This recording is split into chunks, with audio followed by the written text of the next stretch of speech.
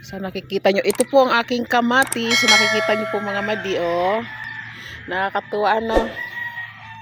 Oh. Malapit na akong magkaroon ng makakakain ng aking tanim na kamatis. Yan. Kakaunting puno lang po yan. Oh, yan. Tapos yung iba naman ay namumulaklak pa lang.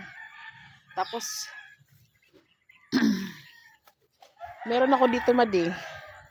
Yan, oh, pulang okra. Yan, pulang okra. Kaso lang hirap na hirap siyang lumaki o ano.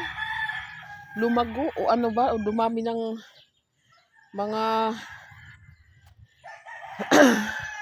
bunga. Hindi kagaya ng ordinaryong okra talaga madi.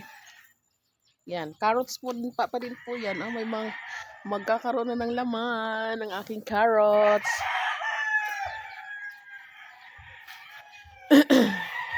Ito naman po ay singkamas. Singkamas po ito.